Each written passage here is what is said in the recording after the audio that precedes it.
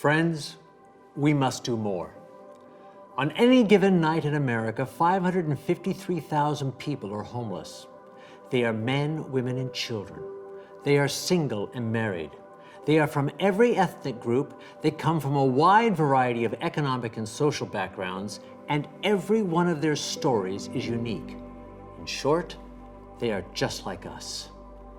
And while the reasons for their plight run the gamut, even the briefest visit to some of the cities in our country will convince you that the problem is getting worse. In fact, it's an epidemic. The United States Department of Housing and Urban Development has reported that between 2016 and 2017 alone, the number of unsheltered homeless, that is, those who are not in a shelter of any kind, grew by 9%. 9%. So around many of our most magnificent buildings, those soaring monuments to American industry and commerce of which we are so justly proud, you'll find a collection of small tents. Hidden away in isolated urban pockets, you'll encounter desperate little communities built with cardboard and blue tarps. And scattered across the landscape, in big cities and small towns alike, you'll find people living in their cars. I could go on. I could wax eloquent about the tragic findings of the 2017 Annual Homeless Assessment Report, which found that the fastest growing segment of the homeless population is families. And don't get me started about the kids. According to a recent study by Covenant House, more than 2 million kids are homeless at some point every year. That's 2 million lives that will be forever changed and perhaps forever scarred because they had no place to call home. But I will be brief. We must do something about it, and we must do it now. Ever since our founder William Booth penned in Darkest England and the Way Out, the Salvation Army has been a leader in fighting both the causes and effects of homelessness. We know this work.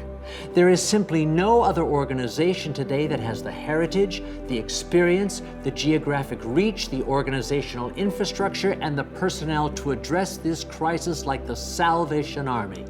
None. That's why, beginning this year, I'm asking that we commit ourselves to a big goal.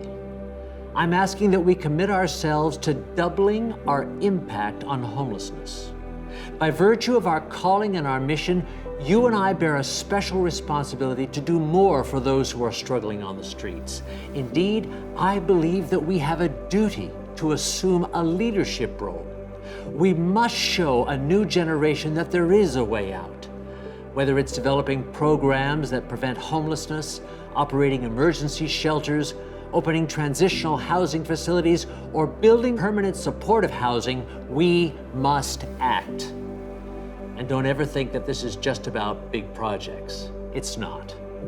Combating homelessness is even more about the PB&J sandwiches that are handed out each week by our young people at Revolution Hawaii. It's about serving coffee as part of a brew crew. And it's about inviting someone who's been sleeping outside your core to come inside for a few minutes and just talk. It's simply about living out the demanding simplicity of the gospel, the powerful message of Christ and Him crucified. Join me, friends. With God's help, we can do this.